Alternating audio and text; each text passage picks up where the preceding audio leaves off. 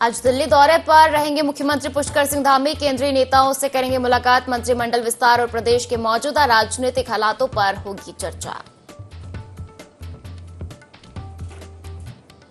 One मंत्री सुबोध उनियाल की शंकराचार्य राजेश्वर श्रम से मुलाकात। मंत्रिमंडल फेरबदल की अटकलों के बीच हुई बातचीत। कैबिनेट विस्तार पर सवालों से बचते दिखे मंत्री सुबोध उनियाल।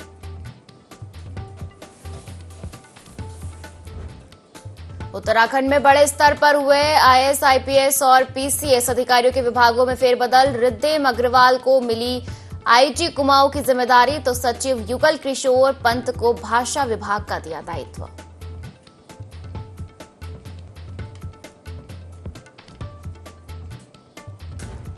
मसूरी के प्रतिष्ठित स्कूल में बड़ा हादसा। स्विमिंग पूल में डूबने से 13 वर्षीय छात्र की मौत। स्कूल प्रशासन पर उठ रहे सवाल, पुलिस जांच में जुटी।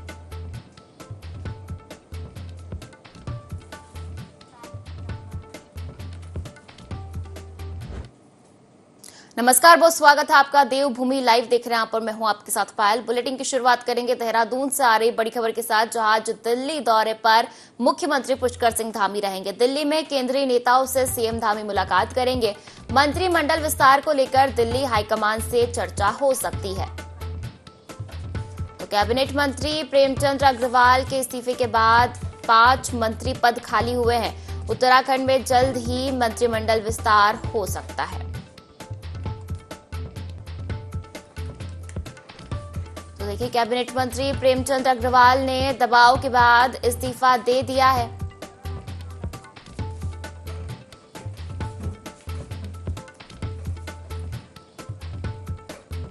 और दिल्ली में केंद्रीय नेताओं से सीएम धामी मुलाकात कर सकते हैं। चलिए ज्यादा जानकारी लेते हैं। हमारे साथ संवाददाता विनय सूद देहरादून से लाइव जुड़ गए हैं। विनय, आज दिल्ली दौरे पर मुख्यमंत्री पुष्कर सिंह धामी रहेंगे। मंत्रिमंडल विस्तार की अटकलें भी तेज हो गई है, साथ ही कैबिनेट मंत्री प्रेमचंद अग्रवाल ने इस्तीफा दे दिया है। इससे भी अवगत आलाकमान को कराएंगे। जी बिल्कुल, देखिए आपको बता दें कि जिस तरह से मुख्यमंत्री पुष्कर सिंह धामी की अगर बात करें तो वो आज जो है दिल्ली दौरे पर रहेंगे। इस दौरान जो केंद्रीय मंत्री है उनसे भी सीएम धामी जो है यहाँ पर मुलाकात करेंगे। साथ ही साथ यहाँ पर मंत्रिमंडल विस्तार को लेकर के जिस तरीके से लगातार जो चर्चाएं इस दौरान उत्तराखंड में चल रही है, तो ऐसे में देखा जा सकता है कि जो अब मंत्रिमंडल विस्तार होना है उसको लेकर के भी जो है आज भाजपा आलाकमान से जो है इस दौरान यहाँ पर चर्चा की जा सकती है। तो ऐसे में देखा जा सकता है कि पूरी जो तैयारियां है वो अब तेजी से चल रही है। जो हलचल है वो उत्तराखंड में देखने को मिल रही है, क्योंकि जिस तरीके से मंत्रिमंडल का जो विस्तार होना है उसको लेकर के जो अटकलें थी वो अब पूरी तरीके से जो है यहाँ पर चल रही है। तो ऐसे में देखा जा सकता है कि अब जिस तरीके से यहाँ पर जो मंत्री प्रेमचंद अग्रवाल थे कैबिनेट मंत्री को, तो अब जो है उनके इस्तीफे के बाद में अब जो 5 मंत्री पद जो है इस दौरान वो यहाँ पर खाली हो चुके हैं, जिसको लेकर के अब पूरी तरीके से जो मंत्रिमंडल का जो विस्तार है उसको लेकर के यहाँ पर माहौल पूरी तरीके से गर्म देखा जा रहा है। और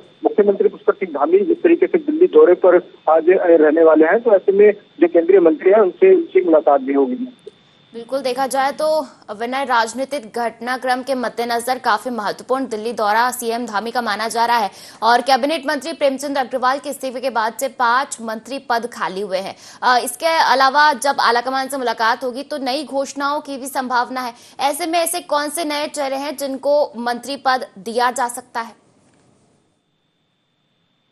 जी बिल्कुल, देखिए आपको बता दें कि अभी ये स्थिति पूरी तरीके से क्लियर नहीं हुई है, क्योंकि जिस तरीके से जो मंत्रिमंडल विस्तार को लेकर के चर्चाएं इस समय तेजी से चल रही है, तो ऐसे में जो नामों की जो पैनल है वो भी खुलकर सामने नहीं आया है। क्योंकि मुख्यमंत्री पुष्कर सिंह धामी जिस तरीके से यहाँ पर केंद्रीय मंत्रियों से मुलाकात करेंगे और जो मंत्रिमंडल का जो विस्तार जिस तरीके से उत्तराखंड में होना है, तो इसको लेकर के जो चर्चाएं हैं वो इस दौरान तेजी से चल रही है। तो वहीं नामों की अगर बात करें तो जो अभी फिलहाल जो प्रयास लगाए जा रहे हैं तो वो यहाँ पर पूरी तरीके से जो है अभी सामने नहीं आए। हालांकि जो विनोद कंडारी हैं या फिर इसके अलावा जो और जो नए चेहरे हैं उनको भी इस दौरान जो है यहाँ पर मौका दिया जा सकता है। तो तमाम जो इस दौरान यहाँ पर अटकलें आ रही थी मंत्रिमंडल को लेकर के, तो अब जो है पूरी तरीके से जो है स्थिति जल्द ही क्लियर हो जाएगी कि आखिरकार कौन से वो चेहरे हैं जिसको जो है इस दौरान धामी कैबिनेट में जो है मौका मिल सकता है। जी बिल्कुल, तो इस्तीफे के बाद जो 5 मंत्री पद खाली हुए हैं उनको भरे जाने के लिए मंत्रिमंडल का विस्तार तो हो सकता है, लेकिन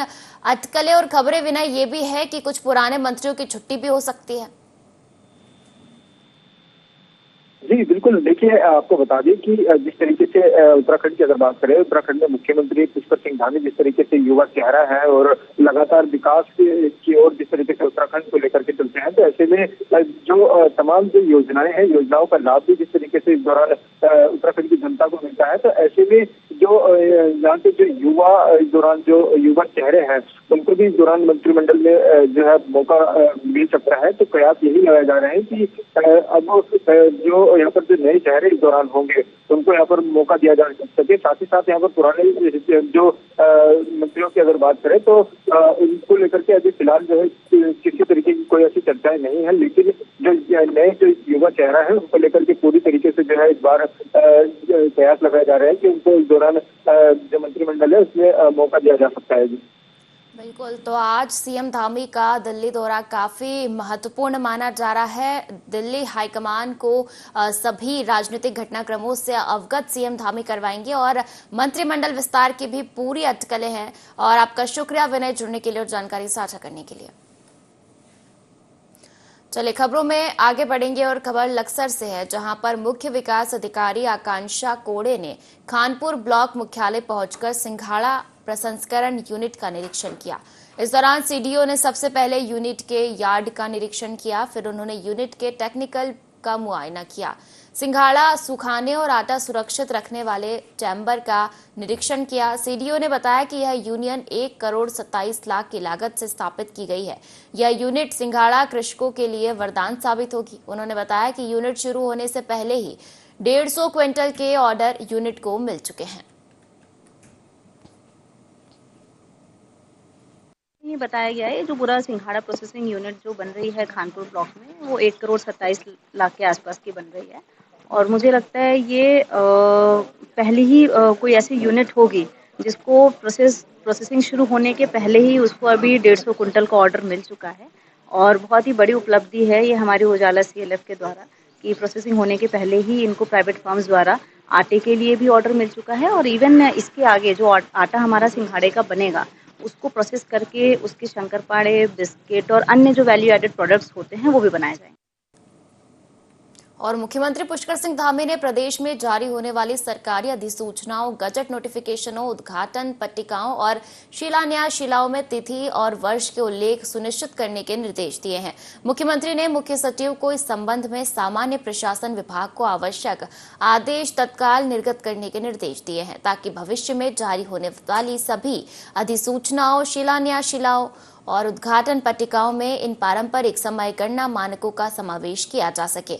इसके साथ ही मुख्यमंत्री पुष्कर सिंह धामी ने कहा कि विक्रम संवत भारतीय संस्कृति और परंपरा का अभिन्न अंग है।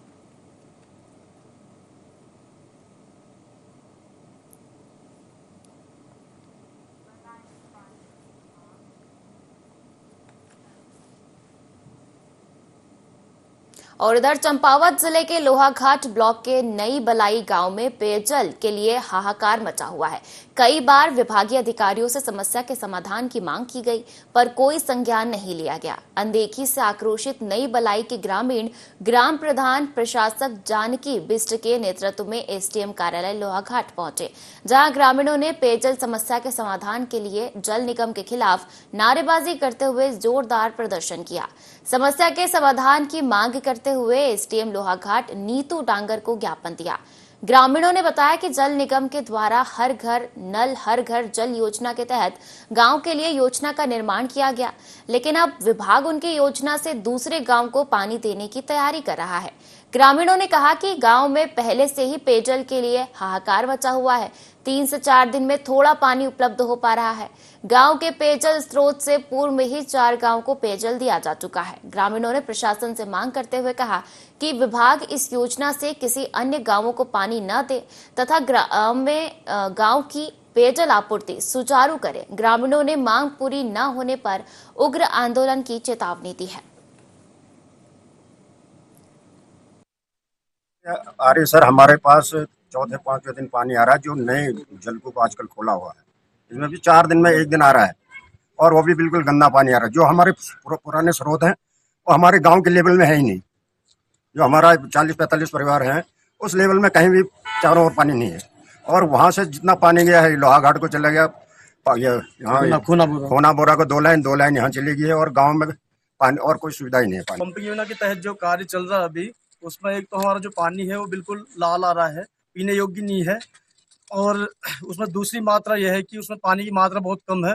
वो बस दिन में 2 घंटे हमारे सुचारू रूप से 2 घंटे चल सकता है, जिससे कि हमारे क्षेत्र की जनता के लिए बहुत ही दुखद विषय यह है कि जो हमारा जो पहले पीने योग्य पानी था, जो स्रोत थे, वो हमारे बुजुर्गों ने वो दे चुके हैं। ग्राम पंचायत खुनाबोरा को 2 लाइन दी और कलीगांव को 2 लाइन दी, और जिसके बावजूद हमारे ग्राम पंचायत में पानी की बहुत कमी है। हमें दिक्कत है कि 2 साल पहले हमारे ग्राम पंचायत बलाई में एस्टीमेट बना था। इसमें जे लोग आए थे, एस्टीमेट में पानी का बना था। उसमें जब एस्टीमेट हमने देखा तो उन्हें सबके सामने बोला ग्राम पंचायत में कि एस्टीमेट ग्राम पंचायत बलाई के लिए बना है। और जब इन लोगों ने ट्यूबवेल खोदा तो उसके बाद इन्हें बोला कि इसमें पर्याप्त पानी है, इसको हम अंडोली तोप को देंगे, जबकि अंडोली तोप का उसमें कोई जिक्र नहीं है। वह हमारी यही मांग है एसडीएम साहब से कि हमारी ग्राम पंचायत से अभी तक 4-5 गाँवों में पानी जा चुका है। लोहाघाट के कुछ हिस्सा भी पीता है, खोना बोरा भी पीता है, और तुम्हारे खोना के जो तुम्हारे छिंगड़ा तो कई तो पानी इसमें पी रहे हैं। इसलिए हमारा मानना यही है कि अब आगे को जो है आने वाले समय में हमारी जनसंख्या दिनों दिन बढ़ती रहेगी। और अभी भी जो पानी आप खुद निरीक्षण जाके कर सकते हैं, पानी तीसरे दिन चौथे दिन हमारे पास पहुंच रहा है। और गर्मी के अभी तक गर्मी नहीं आई है। गर्मी में हमारा कहना है कि गर्मी में हम पानी का देखेंगे, वास्तव में पर्याप्त पानी है तो उसके बारे में आगे को हम सोच सकते हैं, मगर अभी हम असमर्थ हैं पानी में। डोईवाला से देहरादून राष्ट्रीय राजमार्ग पर लच्छीवाला स्थित टोल प्लाजा पर उत्तराखंड के यात्रियों से अत्यधिक शुल्क लिए जाने से राष्ट्रवादी रीजनल पार्टी के कार्यकर्ता आक्रोशित हो उठे और टोल प्लाजा पर धरना प्रदर्शन करते हुए राष्ट्रीय राजमार्ग मंत्रालय को ज्ञापन भेजा और मांग की कि लच्छीवाला टोल प्लाजा स्थित टोल रोड 37 किलोमीटर से अधिक है, जबकि गढ़वाल के 6 जिलों से आने वाले यात्री भानियावाला से मात्र 12 किलोमीटर रोड टोल का ही इस्तेमाल करते हैं और उन्हें भुगतान 37 किलोमीटर टोल रोड का करना पड़ता है। इसलिए इसे तत्काल 2/3 तक कम कर देना चाहिए। इसके साथ ही डोईवाला के 20 किलोमीटर के दायरे के स्थानीय लोगों के लिए निःशुल्क आवागमन हेतु पास जारी करने चाहिए और टोल प्लाजा के कर्मचारियों का वेतन घटाकर पहले से कम कर दिया गया है, जो कि दुर्भाग्यपूर्ण है। इसे तत्काल बढ़ाना चाहिए।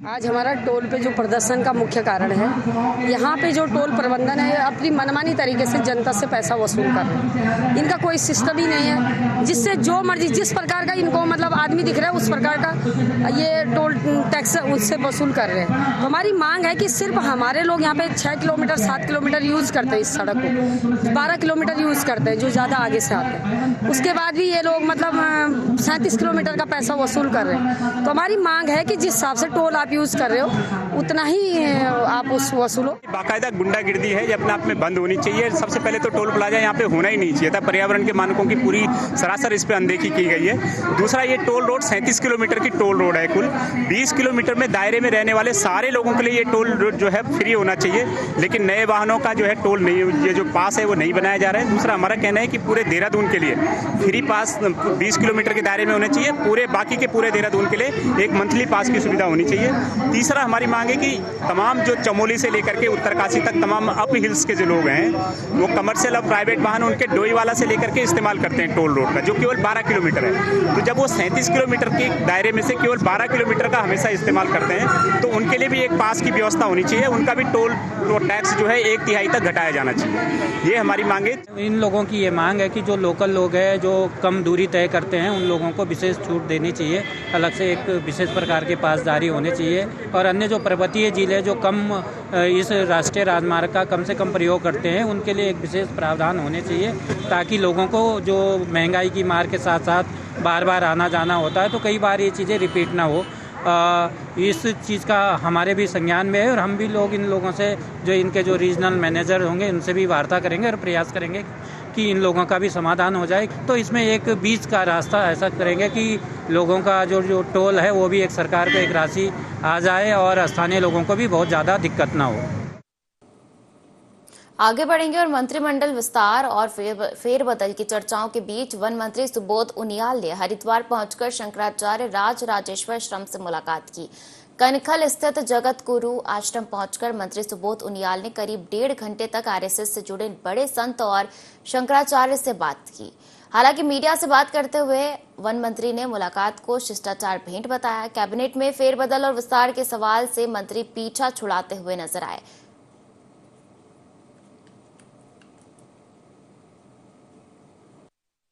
सर मुलाकात होती थी, देखिए उनसे प्रेम है और अक्सर आना जाना होता है, उनसे बातें होती रहती है। महाराज जी संघ की पृष्ठभूमि से भी हैं और विद्यार्थी परिषद में भी रहे हैं, तो लिहाजा कभी बात होती है, थोड़ा बहुत राजनीतिक बात हो जाती है, लेकिन ज्यादातर बातें उनके साथ आध्यात्मिक ही होती है। एक कहावत है कि एक तरफ कुआं और दूसरी तरफ खाई, जनता बेचारी कहां जाए। यह कहावत सटीक बैठती है जनपद उत्तरकाशी के नगरपालिका के वार्ड नंबर 8 में, जहां लोग बरसात आने से पहले चिंता में पड़ गए हैं। पिछले साल तो बच गए, पर इस साल क्या होगा, देखिए रिपोर्ट में। दरअसल विकास के नाम पर कालेश्वर मार्ग को ग्राम सभा से हटाकर नगरपालिका में शामिल किया गया है। लोगों ने विकास के सपने देखे थे, पर यहाँ की स्थिति और खराब हो गई। यहाँ की समस्या ये है कि बरसात के सीजन में यहाँ कहीं मोहल्लों का पानी इकट्ठा होकर एक बड़े नाले का रूप ले लेता है, जिसके कारण यहाँ जल भराव हो जाता है और वह पानी लोगों के घरों में घुस जाता है, जिसके कारण हर साल घरों में रखा सामान खराब हो जाता है। हमारी समस्या है नाला निर्माण के संबंध में। बरसात में जो यहाँ पानी भरता है और इसकी कार्रवाई के लिए हमें 4-5 साल हो गए हैं, लगातार कार्रवाई करते आ रहे हैं, लेकिन कोई कार्रवाई नहीं हुई है। मैं सरकार से निवेदन करता हूं कि हमारे जो ये बरसात से पहले इस समस्या का संपूर्ण रूप से निराकरण किया जाए। यहाँ पर चुनाव बहिष्कार भी किया, हाईवे जाम भी की, सब चीज होने के बावजूद भी अभी तक यहाँ पर कालेश्वर मार्ग में कोई एक्शन नहीं हो रहा है। और हर महीने हम डीएम से मिलते हैं, नगर पालिका अध्यक्ष से मिलते हैं, एसडीएम से मिल रहे हैं, लेकिन प्रशासन इसमें कोई गौर से इस चीज को नहीं देख रहा है। जब तक यहाँ पर कोई नुकसान नहीं हुआ, जब तक यहाँ पर कोई कुछ नहीं हुआ, तब तक प्रशासन न जागेगा। यहाँ पर सबसे समस्या जो है ये नाला निर्माण। हम चाह रहे हैं इस नाला निर्माण का पहले कार्यक्रम ऊपर से शुरू हो, जहाँ से हम डूब रहे हैं। रास्तों की स्थिति ये हो जाती है कि रास्ते पूरा नदी का रूप ले लेते हैं, जिससे बच्चों को स्कूल भेजना मुश्किल हो जाता है। कई लोग यहाँ चोटिल भी हो चुके हैं, पर आज तक सर्वे के नाम पर केवल कागजी कार्रवाई हुई है। यहाँ के लोगों ने चुनाव बहिष्कार भी किया, कई बार आंदोलन भी करे, जिले से लेकर प्रदेश के मुखिया तक से मुलाकात की, पर असर कुछ भी नहीं हुआ। लोग घरों को बेचने के लिए मजबूर हो गए, मकानों से किराएदार अभी से शिफ्ट होने लगे हैं। स्थानीय लोगों का कहना है कि सरकार हमें डूबने से बचाओ, नहीं तो हमें यहाँ से विस्थापित करे। क्या कहते हैं यहाँ के लोग, जरा सुन लीजिए। यहाँ की जग जाहिर बात है वो, ठीक है ना, कि बड़ी समस्या है। इसका साहब इसमें बड़ा वो होना है। आप देखते हैं बरसात में बड़ी दिक्कत होती है, खासकर स्कूल के बच्चे यहाँ से जो जाते हैं उनके लिए बड़ी समस्या है। और घरों की स्थिति देख सकते हैं आप, ये जो पानी आता है इसलिए घरों तक घुसता है, ठीक है ना। तो यहाँ पे रहना बड़ा मुश्किल है, बहुत टफ है। अब देख रहे हैं आजकल ही बरसात हुई तो ये पानी जो है इसका कोई निकासी का तो कोई प्रॉपर कोई समाधान है नहीं इधर। तो सबसे बड़ा जो मानसून सीजन का जो उसके बड़े क्रिटिकल स्थिति है। वर्षों से चली आ रही है समस्या, तो कुछ प्रयास करने से तो आगे तक नगर पालिका के द्वारा बना। इसके बाद हम ये सोच रहे थे कि इसको आगे ट्रांसफार्मर तक ये सही ढंग से बन जाए, जो नियम के तहत बनता है तो ज़्यादा अच्छा था। क्योंकि हम ही नहीं बल्कि हमारे साथ कालेश्वर मंदिर में ये मार्ग रास्ता जो है ये बहुत महत्वपूर्ण रास्ता है। इसमें आने जाने वाले लोग, भक्त लोगों के लिए, सामान्य लोगों के लिए, और यही मांग करते हैं कि ये रास्ता बन जाए। पूर्व देवाल में पीछे से भी पानी आता, यहाँ कमरा पूरा पानी भरियों चतर मासम ये तरह आ सके। भगवान है बोल जाए कि हम बिस्तर लेते बाहर आते, अंदर जब रहने का ठिकाना नहीं, रात ही नहीं मैं बैग तो का जाए। एक कालेश्वर है हमारा सारा यहाँ पे, बाकी जनता तो कुछ नहीं कर रहे, न सरकार कर रहे कुछ। और क्या देखने आओ। यहाँ पे सर समस्या तो बहुत सालों से बनी हुई है, बहुत 20 से 25 साल हो गए हैं, उससे पहले से समस्या बनी हुई है। और हम लोग शुरू से, जब से हम लोगों का कार्यकाल शुरू हुआ है, तब से हम लोगों ने यहाँ पे माननीय विधायक जी हो गए, माननीय नगर पालिका अध्यक्ष जी हो गए, और डीएम साहब हो गए, एसडीएम साहब हो गए, सिंचाई विभाग हो गया, और इसके साथ साथ जो भी कार्यदायी संस्थाएं इसके जुड़ी हुई हैं, हम सब लोगों से ज्ञापन दे चुके हैं और एक बार सबसे मिल चुके हैं। और देखा जाए तो सर वैसे ये समस्या जो है ये शुरू होती है एनाइम से, कोटियाल गांव से एक पानी आता है, एक एनाइम से आता है। ये होटल इंद्रप्रस्थ के नीचे आके डाइवर्ट नहीं हो पाता अच्छे से। अगर ये पानी वहाँ से अच्छे से डाइवर्ट हो जाए तो उसमें काफ़ी पानी रुक सकता है, लेकिन हाल के दिनों में देखा जा रहा है कि पानी की समस्या बहुत ज़्यादा बढ़ रही है और हमारे यहाँ पे जो काफ़ी लोग हैं परेशान हैं। आमतौर पर स्थानीय निवासियों की मूलभूत समस्या उनके घरों की सड़क, पानी, साफ सफाई को लेकर रहती है, जिसके निराकरण की अपेक्षा लोग नगरपालिका प्रशासन से करते हैं। लेकिन यदि इन लोगों की समस्याओं का निराकरण लंबे समय तक नहीं हो तो इसे क्या कहेंगे? प्रशासन की निष्क्रियता और लापरवाही। IND24 के लिए संवाददाता दीपक नौटियाल की रिपोर्ट। और विंटर डेस्टिनेशन औली में अब पर्यटकों का सैलाब उमड़ रहा है। अवकाश के दिन को बड़ी संख्या में पर्यटक आते हैं। इन दिनों औली की वादियों में खुशनुमा माहौल बना हुआ है। औली का दीदार करने पर्यटकों ने GMVN की चेयर लिफ्ट राइड से लेकर फन स्कीइंग का खूब लुत्फ उठाया। जहां दिन भर औली की बर्फीली वादियों में पर्यटक झूमते थिरकते नजर आ रहे हैं। देखिए रिपोर्ट। हिम क्रीड़ा स्थली औली में बर्फबारी के बाद खुशनुमा मौसम बना हुआ है, जहां खासकर अवकाश के दिन पर्यटकों के साथ साथ स्थानीय लोग भी अपने परिवार के साथ बर्फबारी का आनंद उठाने आते हैं। तो वहीं सुहावने मौसम के बीच सुबह से ही जोशीमठ औली मोटर मार्ग पर पर्यटकों और उनके वाहनों की आवाजाही नजर आती है। पर्यटक औली टॉप के नीचे बर्फ के स्लोप पर जमकर फन स्कीइंग का लुत्फ उठा रहे हैं। वहीं कई पर्यटक स्नो ट्रैकिंग को भी खूब एंजॉय कर रहे हैं। हमने 7 दिन का कोर्स लिया है और हमारे सर लोग भी हमको काफ़ी अच्छे से सिखा रहे हैं और हम GMVN से कोर्स कर रहे हैं और यहाँ पे बहुत मज़ा आ रहा है। बर्फ़बारी में काफ़ी कुछ सीखने को मिला इस बार बर्फ़बारी में और काफ़ी मज़ा आ रहा है स्लोप से नीचे आने में, और लिफ्ट की भी व्यवस्था है यहाँ पे और काफ़ी मज़ा आ रहा है यहाँ पे। मार्च के महीने जो ताज़ी बर्फ़बारी हुई है ये सभी के लिए एक अच्छी खबर है, जैसे पर्यटन से जुड़े हुए लोकल जो लोग हैं यहाँ पे और जो टूरिस्ट आ रहे हैं बाहर से बर्फ़ देखने के लिए, उनके लिए भी अच्छी खबर है। बाकी यहाँ पे रोड से लेके सब कुछ यहाँ पे ठीक है, आप आ सकते हैं, किसी टाइप का अलर्ट नहीं है, तो आप आ सकते हैं। GMVN औली द्वारा औली टॉप के आसपास 7 दिवसीय स्नो स्कीइंग कोर्स संचालित किया जा रहा है, जिसमें स्थानीय बच्चे ट्रेनिंग ले रहे हैं। इधर GMVN के Auli chair lift in-charge Rajendra Prasad Dimri ने बताया कि रविवार के दिन अवकाश होने के कारण सैकड़ों की संख्या में पर्यटकों ने चेयर लिफ्ट राइड का लुत्फ उठाया और कई पर्यटक दल आसपास के स्नो पॉइंट में पैदल ही ट्रैकिंग करते नजर आए। कुल मिलाकर विंटर डेस्टिनेशन औली की सैर को लेकर पर्यटकों में उत्साह देखा जा रहा है। वहीं स्थानीय युवाओं, होम स्टे संचालकों, दुकान, ढाबा संचालकों और टैक्सी चालकों को भी अच्छा स्वरोजगार मिल रहा है।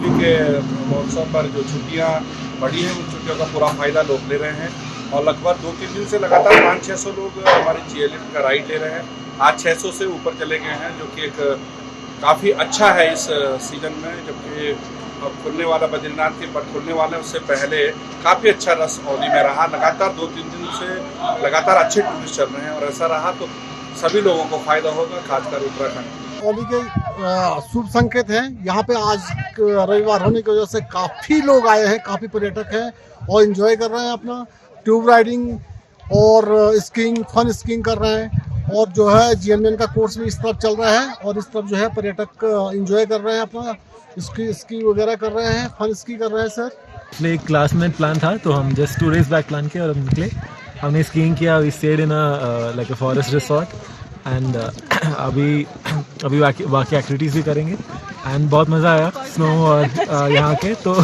Please everyone do come to Auli. हम लोग कॉलेज स्टूडेंट्स हैं, दिल्ली से आए हुए हैं और छुट्टियों में आए हुए थे और हमने बहुत सारा फन करा, स्कीइंग करा, हाइकिंग करा और अब स्टे भी कर रहे हैं and Auli is really fun. You guys all should come and have fun. Uttarakhand के औली में देश व विदेश के पर्यटक बर्फबारी का आनंद उठाने के लिए पहुंचते हैं। इससे एक और जहां पर्यटक मौसम का लुत्फ उठा रहे हैं, तो वहीं स्थानीय व्यापारियों, ढाबा संचालकों, टैक्सी चालकों और होम स्टे संचालकों को भी अच्छा रोजगार मिल रहा है। औली से IND24 के लिए संवाददाता संजय कंबर की रिपोर्ट। और इस बुलेटिन में फिलहाल इतना ही। आप बने रहिए IND24 के साथ। नमस्कार।